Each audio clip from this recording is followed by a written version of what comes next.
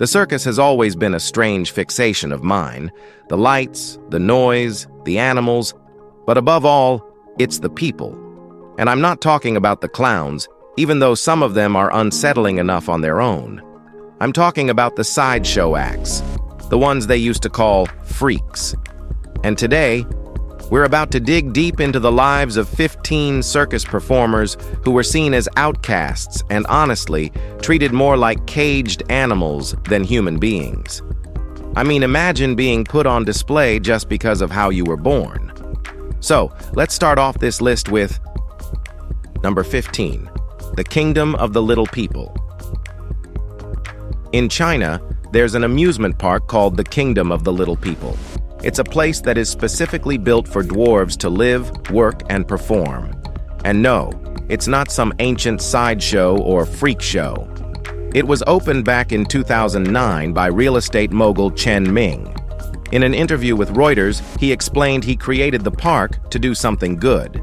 In China, it's notoriously difficult for people with dwarfism to find steady work. So Chen's park now provides stable housing and employment to over 100 little people. Not all perform. Many work as cashiers, groundskeepers, artists, salespeople, accountants, or security guards. Everyone earns a salary equal to an average Chinese college graduate. Of course, the park has drawn plenty of criticism. Disability rights advocates argue it highlights their differences rather than pushing for social integration. But in a Vice News documentary, most employees said they were truly happy. Some even left full-time jobs behind to be part of a community where they finally felt accepted. Number 14, the Wolf Boy. Hypertrichosis, also called werewolf syndrome, is a rare condition that has existed for more than centuries. It causes people to grow an abnormal amount of thick body hair, even across the entire face. One of the most well-known early cases was Petrus Gonsalves. He and his wife, Catherine, are often cited as the real-life inspiration behind Beauty and the Beast. Today, fewer than 100 people worldwide have hypertrichosis. The most recognized is Larry Gomez. Born in Mexico, he moved to the United States to pursue a career in show business. He became a regular at the Venice Beach Freak Show in California, performing under the name Wolf Boy. Eventually, Larry built an acting career. He's appeared in multiple documentaries, television series, and major motion pictures, including the Hollywood film Water for Elephants. Despite being born with a rare condition, Gomez turned it into his identity, used it for opportunity, and became one of the most famous modern faces of hypertrichosis. And he is still doing this job. Number 13, the Stalking Cat. Some people love cats, and Dennis became one. A Native American who believed the tiger was his spirit animal, Avner chose the name the Stalking Cat and dedicated his life to embodying it, inside and out. After serving in the U.S. Navy and working as a computer programmer, Avner began transforming himself. He underwent numerous surgeries on his face and ears. Implants created a feline silhouette, and his nails were sharpened into claws. He tattooed tiger stripes across his body, wore wild cat-eye contact lenses, and even replaced his teeth with sharp fangs. People called him the Cat Man, and he became a regular on TV shows, documentaries, and live shows in Las Vegas. He once said, "I'm probably one of the most recognizable people on Earth, but fame hasn't brought me fortune." Avner lived in a trailer in Tonopah, Nevada. Sadly, after years of ridicule and personal struggle, he took his own precious life in 2012 at just 54. Number 12, Lobster Boy. Several generations of the Styles family were born with a rare genetic condition called ectrodactyly, where the fingers are fused together into claw or flipper-like shapes. Grady Styles, born in 1937, was known throughout his life as Lobster Boy. Like his father before him, he performed in sideshows across the country. At the circus, he married Mary Herzog, a performer known as the Electrified Girl. Together, they had children, some also born with ectrodactyly. Grady couldn't walk and used a wheelchair, which gave him massive upper body strength. Unfortunately, that strength turned violent. He physically abused his wife and kids whenever he drank. It all boiled over when his daughter became pregnant with a fellow performer. Grady shot and killed the boyfriend. He went to trial but only got 15 years probation. Jails weren't equipped to house him. Feeling untouchable, he kept terrorizing the family. Eventually, Mary hired hitman Chris Wayant for $1,500 to kill him. Ironically, Wayant got life in prison. Now let's head over to number 11, the Enigma. Tattooed performers were once staples in circus sideshows, but now that full-body ink is common, it takes something extraordinary to stand out. Paul Lawrence began performing as a musician and co-founded the Jim Rose Circus in Seattle. The group performed at Lollapalooza, where Lawrence, then called Slug, gained attention by swallowing insects live on stage. Eventually, the shock faded, so he leveled up, big time. Lawrence got subdermal implants to mimic devil horns, reshaped his ears, and covered himself with jigsaw puzzle tattoos. He changed his name to The Enigma and hasn't looked back. The Enigma has appeared in Ripley's Believe It or Not and holds the Guinness World Record for the most jigsaw tattoos on one person. He tours globally, performing music and meeting fans at tattoo conventions. His act is more than spectacle. It's a complete transformation. He didn't just change his skin. He became a living puzzle, something unforgettable in a world where ink alone isn't enough. Number 10, Space Cowboy. As a kid growing up in Australia, Shane Hultgren learned to ride a unicycle and cruise through his neighborhood. People were so impressed they started tossing money at him. That's when he realized performing could become a career. From then on, he dedicated his life to mastering public stunts and crowd-pleasing performances. Today, the world knows him as Space Cowboy. He doesn't hold just one but 5 Guinness World Records for extreme sideshow acts, juggling chainsaws while riding a unicycle, carrying the most weight using hooks in his eye sockets, swallowing the most swords underwater, throwing the most knives at a target in 1 minute, and extinguishing the most blowtorches with his tongue in under 60 seconds. Yeah, read that again. It's wild to imagine one person pulling all that off, or surviving it. But Space Cowboy keeps pushing limits. With skills that extreme, it's safe to say no one can do what he does. Number 9, the Lizard Man. Well now, this guy is insane.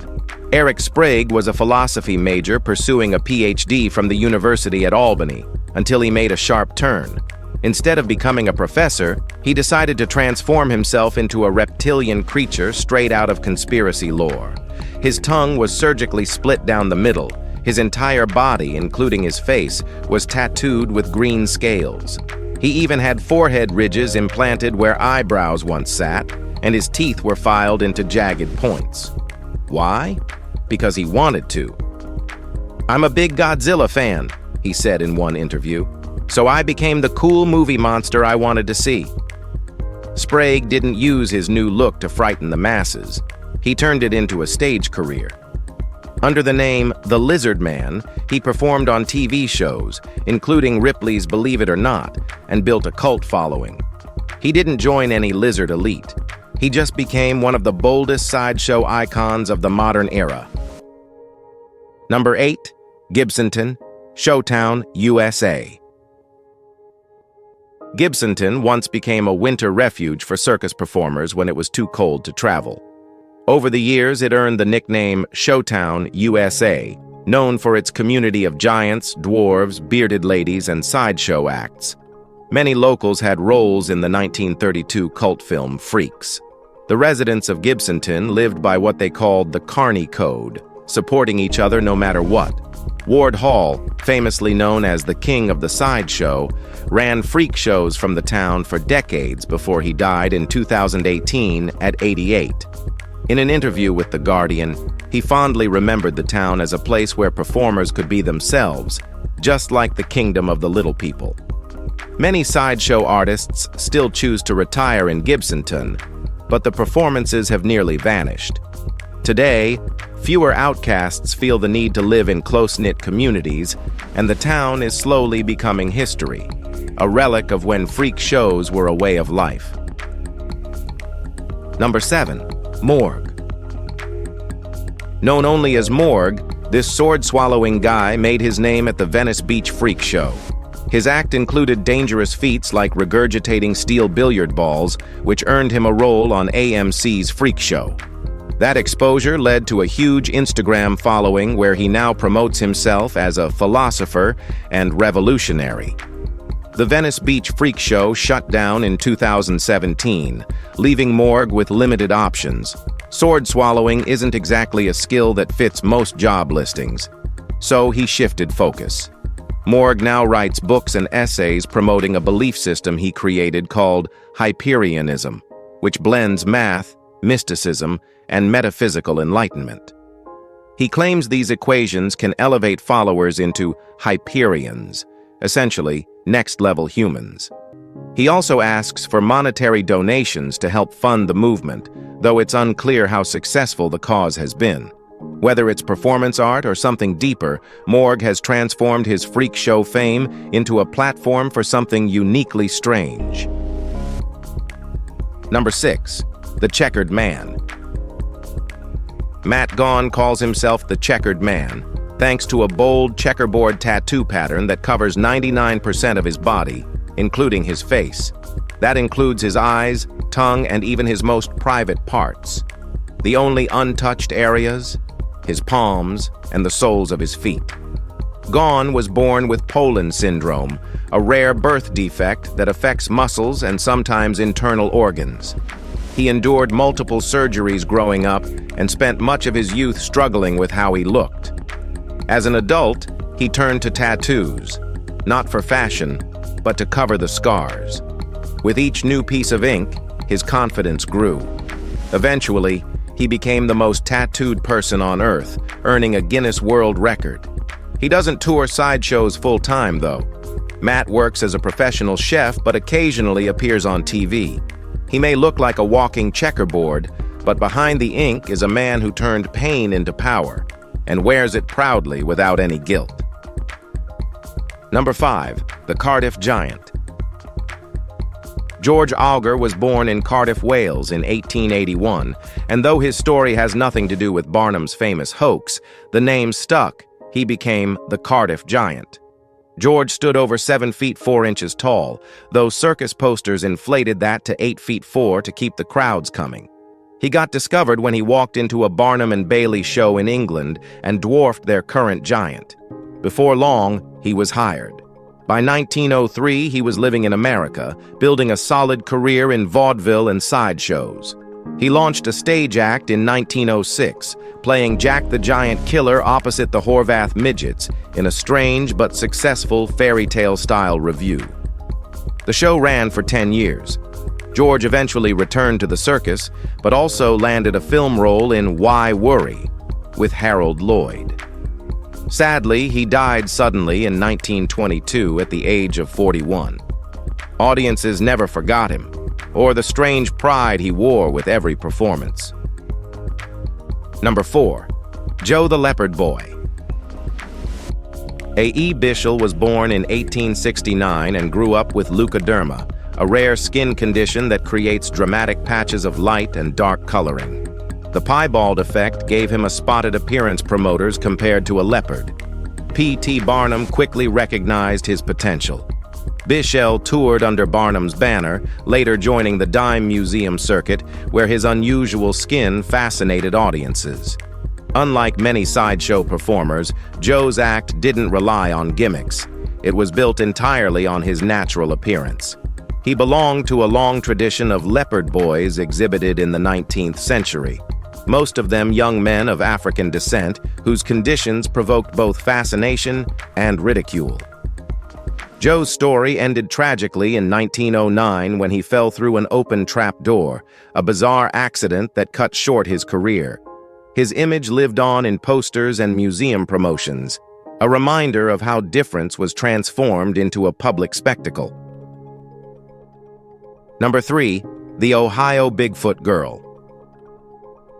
Fannie Mills, aka the Ohio Bigfoot Girl, was born in 1860 with Milroy's disease, a rare disorder that caused extreme swelling in her lower limbs. Her feet measured a staggering 19 inches long and 7 inches wide, an unmissable contrast to her petite frame. She stood just 5 feet 2 inches and weighed 115 pounds, but her condition made her a headliner. In 1885, she stepped onto the sideshow circuit, touring across America. People came to stare, but stayed for her grace and kind spirit.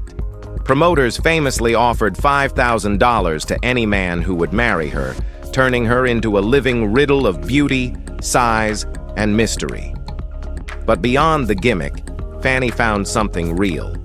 She met William Brown, the brother of her nurse, and the two fell deeply in love.